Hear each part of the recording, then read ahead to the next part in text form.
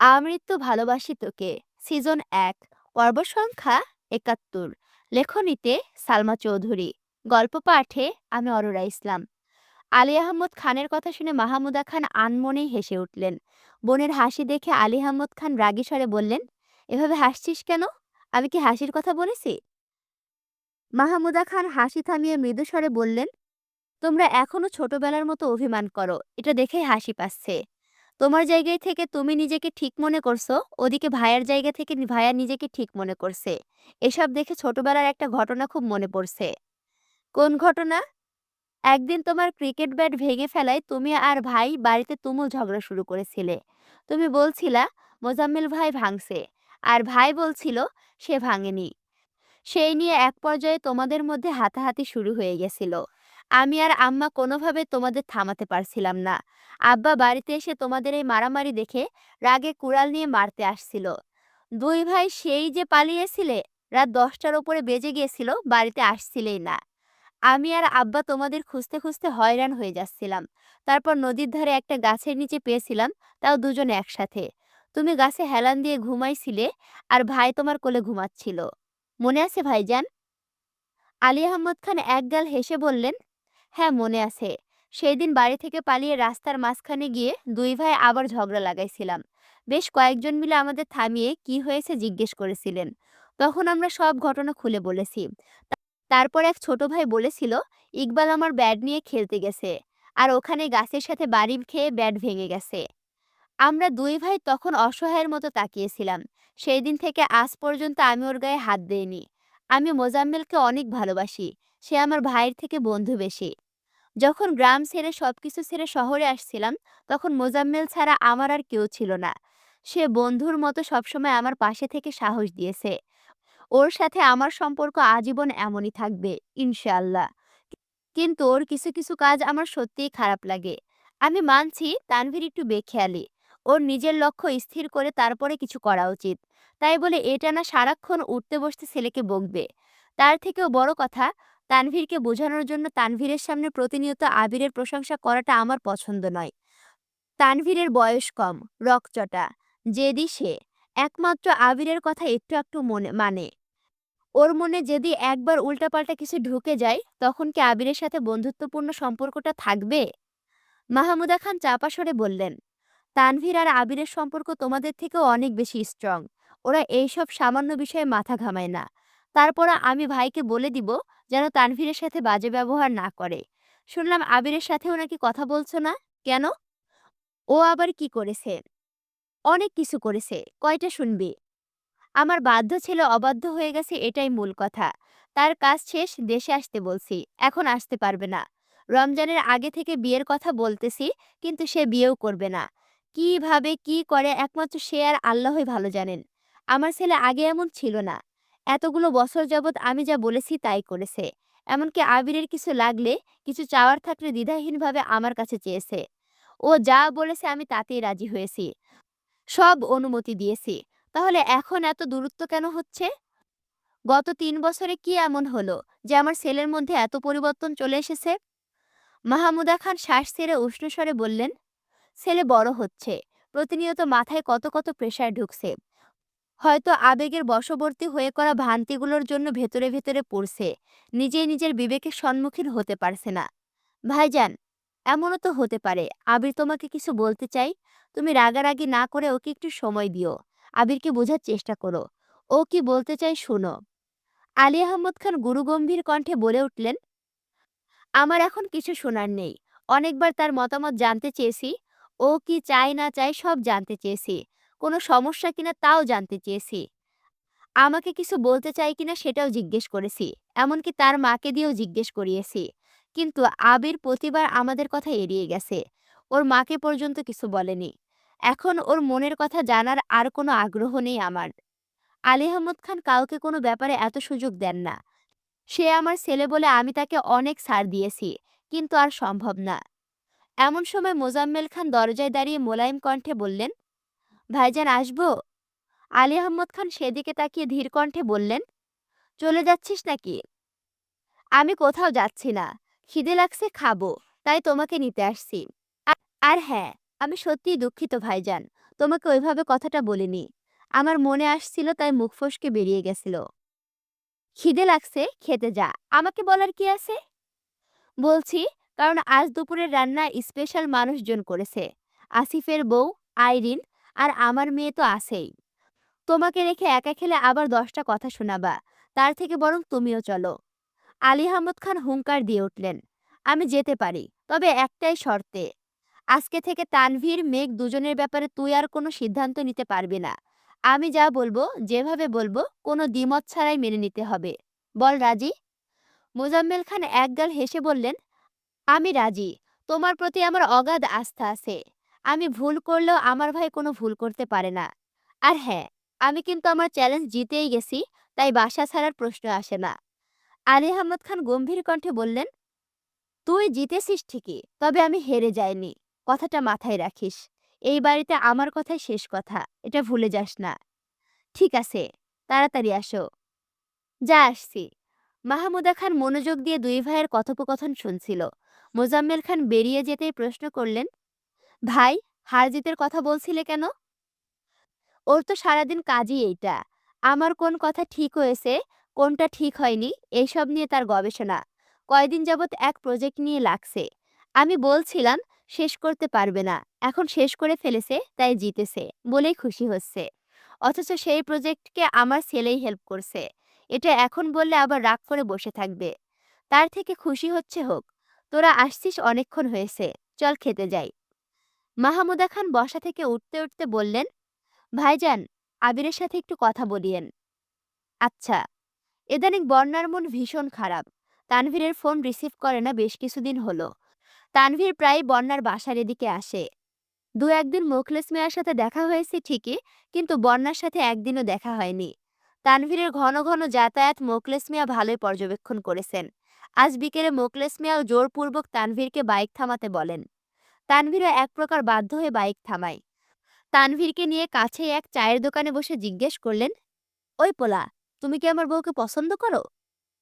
আচমকা মোখলেস মিয়ার এমন প্রশ্নে তানভীর কিছুটা ইতস্তত বোধ করল। দৃষ্টি মাটিতে নামিয়ে দীর্ঘশ্বাস ছাড়ল। মোখলেস মিয়া আবারও বললেন, দেখো ভাই, বয়স আমার কম হইছে না। চোখ দেখে মানুষের মনের কথা বুঝবার পারি। সেই দিন বন্যার সাথে তোমারে দেখে সন্দেহ হয়েছিল। আর এদানিং তোমার এই গলিতে আসা যাওয়ায় নিশ্চিত হয়ে গেলাম। তানভীর এখনো চুপ করে বসে আছে। বলার মতো কিছুই নেই তার। মোখলেস মিয়া তানভীরের কাঁধে হাত রেখে শান্ত কণ্ঠে বললেন, পছন্দ করো ভালো কথা, কিন্তু শুধু বাইক চালালেই কি ঢাকা শহরে বউ পালতে পারবা?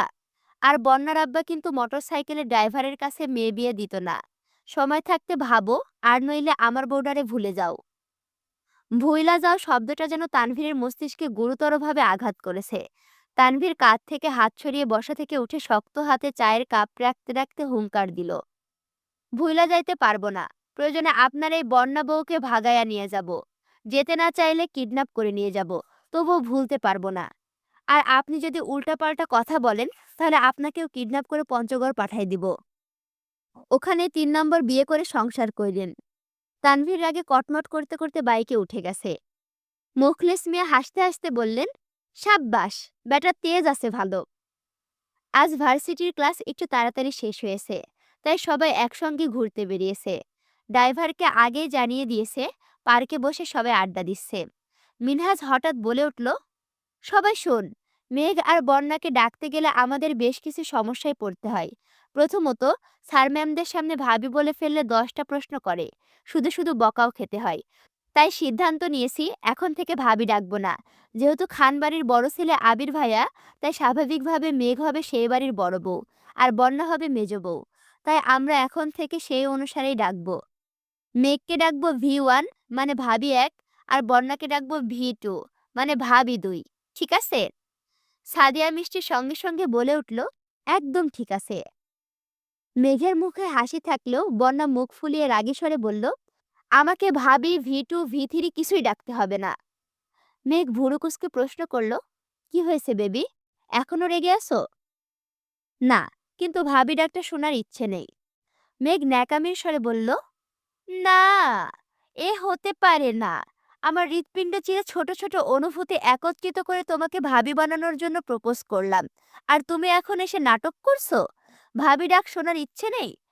তার সিনেমার্কা কথা বললে সত্যি সত্যি বুড়িগঙ্গায় ফেলে দিয়ে যাব। আর ভাইয়াকে গিয়ে বলবো, তোর এই জীবন ভালো লাগে না। তুই তুই নিজের জীবনের প্রতি অতিষ্ঠ হয়ে বুড়িগঙ্গায় ঝাঁপ দিয়েছিস। তখন কেমন হবে? বন্যা মলিন হেসে বলল, ভালোই হবে। তোর থেকে বেশি তোর ভাই খুশি হবে। খুশি হবে না ছাই? চোখ বন্ধ করে নিজেও বুড়িগঙ্গায় ঝাঁপ দিবে দেখিস। বাজে কথা বলিস না মেঘ। উনার অতীত ফিরে আসছে। উনার জীবনে বন্যা এখন কেউ না। মেঘ রাগান্বিত কণ্ঠে বলল, শুন, ভাইয়ার অতীত যদি ভাইয়ার জীবনে আবারও ফিরতে চায়, আর আমার ভাই যদি নির্লজ্জের মতো ওই মেয়েকে অ্যাকসেপ্ট করে নেয়, তাহলে তোকে কিছু করব না। আবির ভাই আর আমি মিলে বাসার পিছনের বাগানে ভাইয়াকে কুপিয়ে দিয়ে আসব। বন্যার দুচোখ ছলছল করছে। ঠোঁট কামড়ে মাথা নিচু করে বসে বসে কান্না গিলছে। মেঘ শক্ত কণ্ঠে শুধালো, ভাইয়া তোকে ভালোবাসে, এটা কি তুই বিশ্বাস করিস? বন্যা অসহায় দৃষ্টিতে তাকিয়ে আছে। মেঘ ঠান্ডা কণ্ঠে বলল, আমি এখন ভাইয়াকে কল দিব। জাস্ট সামান্য একটা কথা বলবো। দেখবি ভাইয়া পাগলের মতো ছুটে আসবে। কোনো দরকার নেই। তোর দরকার না থাকলেও আমার দরকার আছে। আমি আমার ভাবির চোখে পানি দেখতে চাই না। মেঘ সঙ্গে সঙ্গে তানভীরের নাম্বারে কল দিল। লাউড স্পিকার দিয়ে রেখেছে। আশেপাশে সবাই বসা। তানভীর পার্টি অফিসের মিটিং করছে। মিটিং প্রায় শেষ পর্যায়ে। সবার বোঝানোর পরও তানভীর নিজের সিদ্ধান্তে অনড় থাকায় কমিটি বাতিল করা ছাড়া আর কোনো অপশন নেই। এর মধ্যে মেঘের কল আসে। তানভীর মিটিং থেকে বেরিয়ে কল রিসিভ করতে করতে মেঘ কাঁদো কাঁদো কণ্ঠে ডাকলো, ভাইয়া। তানভীর আঁতকে উঠে বলল, কি হয়েছে বনু? কোনো সমস্যা? মেঘ নাক টানতে টানতে বলল, আমার কোনো সমস্যা না, কিন্তু বন্যা। কি হয়েছে বন্যার? বন্যা। মেঘ আর কিছু বলছে না। তানভীর আতঙ্কিত কণ্ঠে চেঁচিয়ে উঠল, বন্যার কি হয়েছে? জানি না। বন্যা কেমন জানি করছে। কোথায় আছিস তোরা? মেঘ জায়গার নাম বলতে তানভীর ঝটপট বলল, আমি এক্ষুনি আসতেছি। ভাইয়া শোনো। ততক্ষণে তানভীর কল কেটে দিয়েছে। মেঘ বন্যার দিকে তাকিয়ে ভেংচি কেটে বলল, দেখ কেমনে আসতেছে। তুই বসে বসে দোয়া কর যেন দ্রুত আসতে গিয়ে কোনো সমস্যা না হয়। তামিম প্রশ্ন করল, V1, তুই গ্রুপ থেকে বেরিয়ে গেলি কেন? তুই ছাড়া গ্রুপটা ভালো লাগে না। সবাই খুব বোরিং। আর তোর ভাবি তো আরো বেশি বোরিং। মেঘ হেসে উত্তর দিল, আমার উনি যদি গ্রুপের চ্যাটিং দেখে আমাকে সোজা চাঁদে পাঠাই দিবে। তাছাড়া আমি যে কাজে গ্রুপ খুলতে বলছিলাম সেই কাজ শেষ। তাই এখন আমার গ্রুপ আর প্রয়োজন নেই। সাদিয়া শান্ত কণ্ঠে শুধালো, তুই যে কিছুদিন গ্রুপে এত এত মেসেজ দিলি, নাটক করলি, সেসব তোর উনি দেখেনি? প্রথমত গ্রুপে কথা শেষে আমি সঙ্গে সঙ্গে গ্রুপ সমেত সব মেসেজ ডিলিট করে দিতাম। দ্বিতীয়ত আমি সারাক্ষণ আমার আইডির লগ ইন অ্যাক্টিভিটি চেক করতাম, যেন আমার উনি আমার আইডিতে লগ ইন করলেই আমি অ্যালার্ট হতে পারি। আমার উনি এই কয়দিনে আমার আইডিতে একবারের জন্যও ঢোকেনি। তাই সুযোগের সদ্ব্যবহার করে গ্রুপ থেকে বেরোতে পেরেছি, যাতে উনি কিছু বুঝতে না পারেন। বন্যা মেঘের দিকে তাকিয়ে উদাসীন কণ্ঠে শুধালো, তুই এত চালাক হলি কবে? কিছুদিন যাবৎ অনলাইনে চালাক হওয়ার ট্রেনিং করছি, বুঝলি? বন্যা মলিন হাসল, সাথে বাকিরাও। হঠাৎ মেঘের নজর পড়ে কিছুটা দূরে দাঁড়ানো এক ছেলের দিকে। লম্বা চওড়া ছেলেটার দুহাত পেছনে, হাতে বেশ কিছু ফুল। দেখে বোঝাই যাচ্ছে কাউকে প্রপোজ করতে এসেছে। কিন্তু আশেপাশে কোনো মেয়ে নেই। মেঘ স্থির দৃষ্টিতে ছেলেটার হাতের ফুলগুলোর দিকে তাকিয়ে আছে। বেশ কিছুক্ষণ পর শাড়ি পরা একটা মেয়ে আসলো। বেশ সুন্দর করে সেজেগুজে এসেছে। মেয়েটা এসে ছেলেটার সামনে দাঁড়াতে ছেলেটা হাঁটু গেড়ে বসে পড়ল। পেছন থেকে ফুলগুলো বের করে মেয়েটার সামনে ধরল। এভাবে ফুল দেওয়ার বিষয়টা কমন হলেও সবার আবেগগুলো ভিন্ন ভিন্ন। সেই দিন মেঘ নিজেই বন্যার জন্য কতটা আবেগ নিয়ে ঠিক একইভাবে হাঁটু গেড়ে বসে প্রপোজ করেছিল। তবে সেটাই অন্যরকম অনুভূতি ছিল। আজ এই দৃশ্য দেখে মেঘের বুকের ভেতর হাহাকার করছে। আচমকা আবিরকে বড্ড বেশি মিস করছে। লম্বা চওড়া দেখতে ছেলেটা অনেকটাই আবিরের মতো। তাই হয়তো আবিরের একটু বেশিই মনে পড়ছে। মেঘ আনমনে ভাবছে, আবির ভাই কি কখনো এভাবে প্রপোজ করবেন আমায়? সামান্য একটা লাল গোলাপ চেয়েছিলাম, তবুও দেননি। ওনার কাছে ফুল সমেত প্রপোজ আশা করা বড্ড বেমানান। বন্যা ডাকতেই মেঘের হুঁশ ফিরল। কোনো কথা না বলে ফেসবুকে ঢুকে পোস্ট করলো, আচ্ছা আমি এটা সুর দিয়েই বলি, গানটা আমার ছোটবেলায় অনেক পছন্দ ছিল। ঠিক আছে?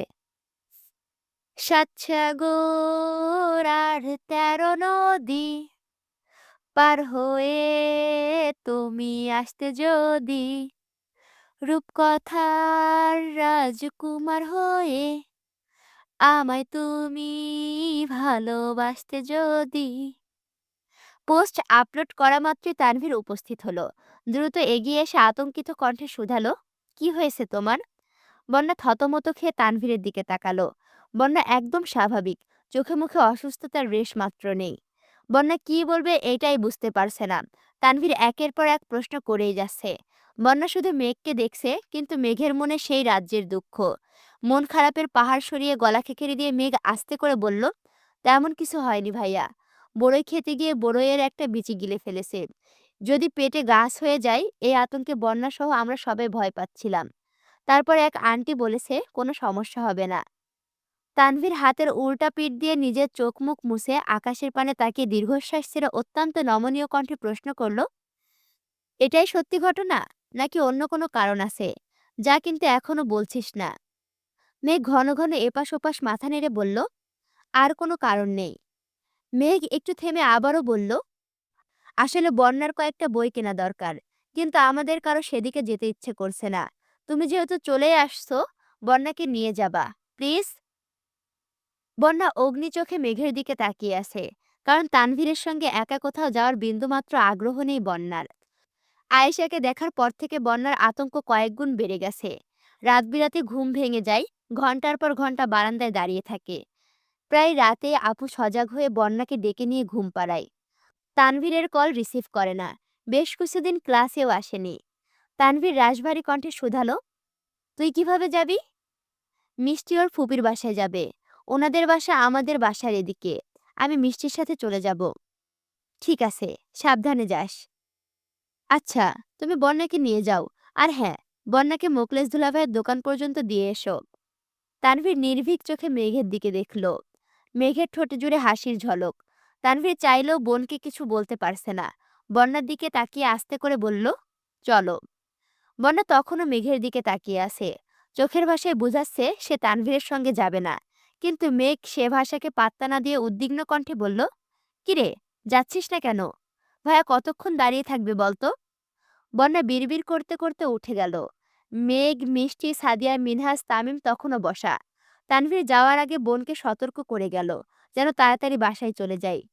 মিষ্টিরা টুকিটাকি বিষয় নিয়ে দুষ্টামি করছে, অথচ মেঘের মনোযোগ কাপড়টার দিকে।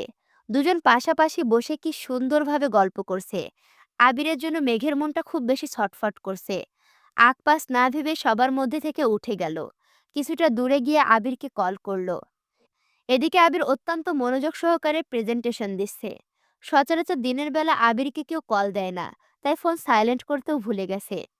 আচমকা কল বাজতে একজন বয়স্ক ব্যক্তি বিরক্ত স্বরে বললেন, সাইলেন্ট ইউর ফোন।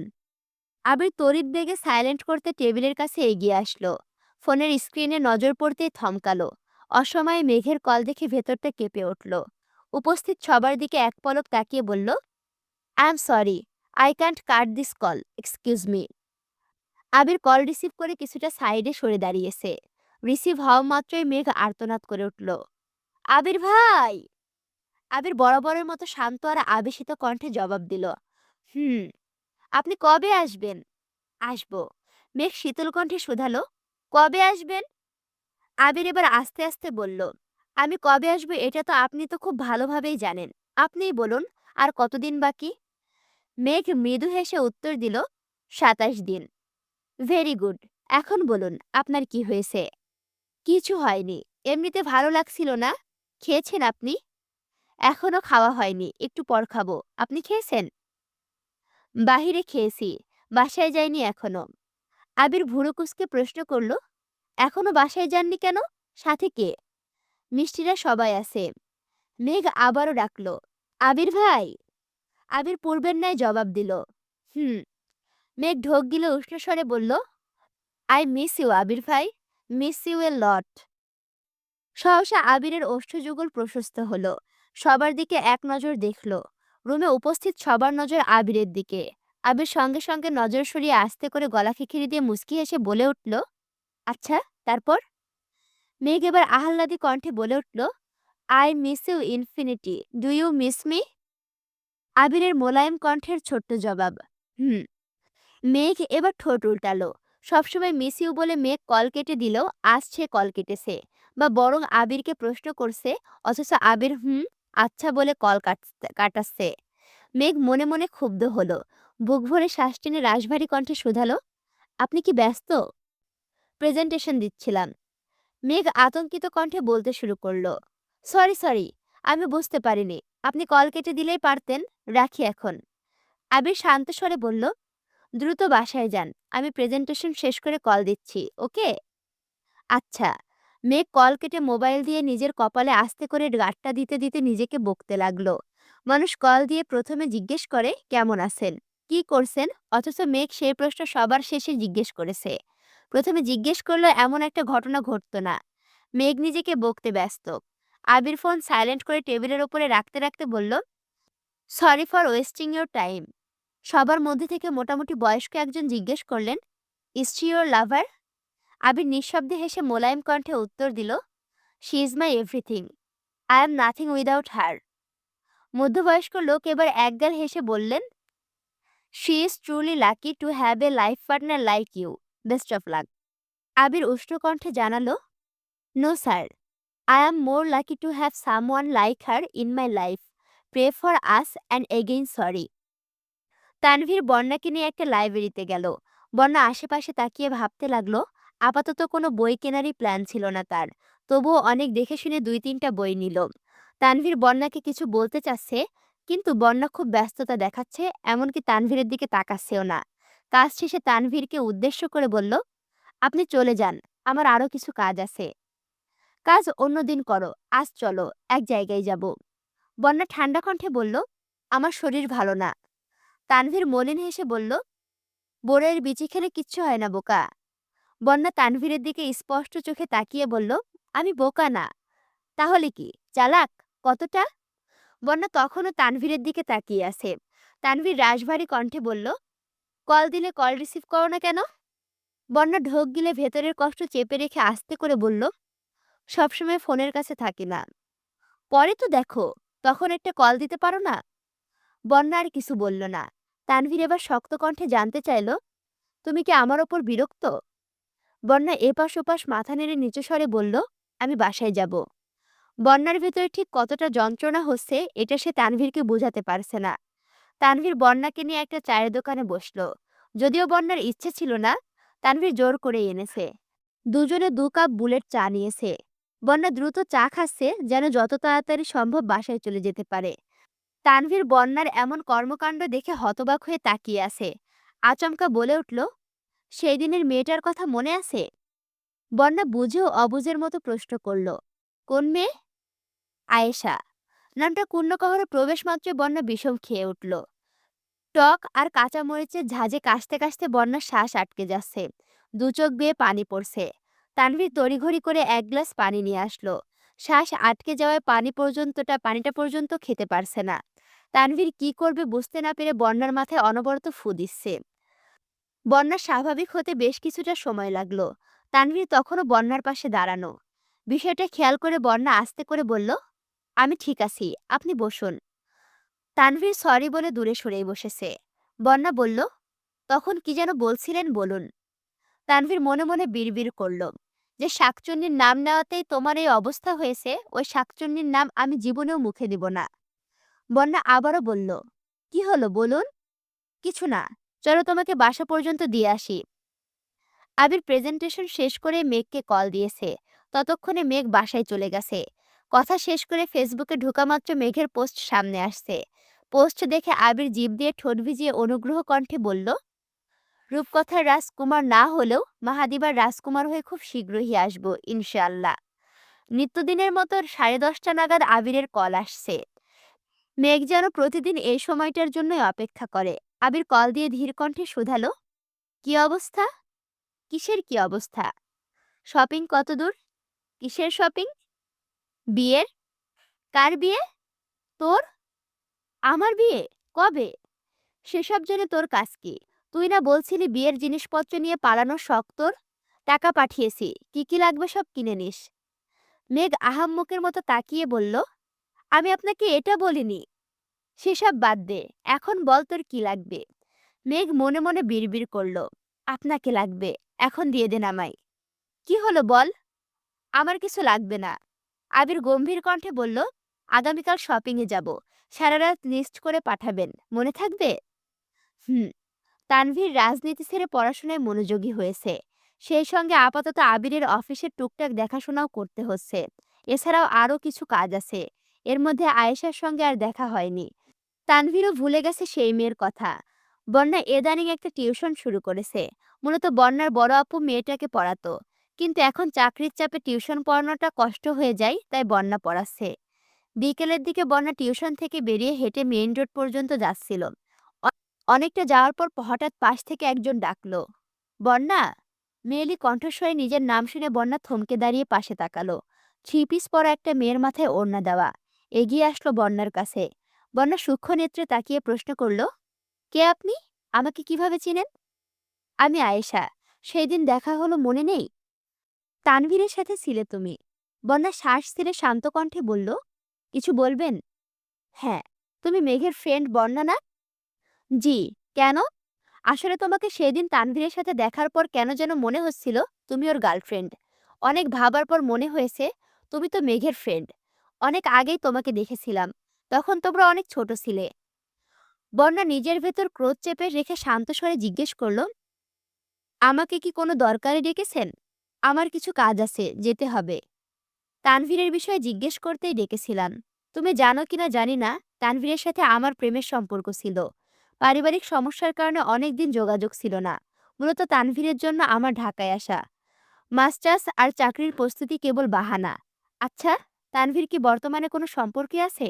জানো তুমি? আমি কিভাবে জানবো? তোমার সাথে কিছু নেই তো? বন্যা কপাল কুঁচকে প্রশ্ন করল, থাকলে কি করবেন? আয়েশা ফিক করে হেসে বলল, মজা করতেছো? তোমাকে তানভীর ছোট বোনের চোখে দেখে, তাই তোমার প্রতি ওর কোনো অনুভূতি আসবেই না। বন্যা ফোঁস করে বলল, তাহলে তো আপনি ভালোই জানেন। আসছি। বন্যা চলে যাচ্ছে। মেয়েটা পেছন থেকে জিজ্ঞেস করলো, তোমার কাছে তানভীরের নাম্বার আছে? বন্যা কোনো উত্তর দিল না। মেয়েটা আবারও বলল, তানভীরের সাথে দেখা হলে আমার কথা বইল। এদানিং আবিরের আব্বুর অফিসে বেশ চাপ যাচ্ছে। মোজাম্মেল খানও ঢাকায় নেই। আলী আহমদ খান একা সব সামলাতে হিমশিম খাচ্ছেন। তার মধ্যে কয়েকজন নতুন জয়েন করেছে। তাদেরকে সবকিছু বুঝিয়ে দিতে হচ্ছে। আবির সকাল থেকে বেশ কয়েকবার কল দিয়েছে। আলী আহমদ খান ফোনের কাছে নেই, তাই রিসিভও করতে পারেনি। অনেকক্ষণ পর ফোন দেখে আবিরকে কল ব্যাক করলেন। আবির সালাম দিয়ে শান্ত কণ্ঠে বলল, আব্বু, সিফাতের ব্যাপারে আপনি যে সিদ্ধান্ত নিয়েছেন সেটা কি ভেবেচিন্তে নিয়েছেন? হ্যাঁ। কেন?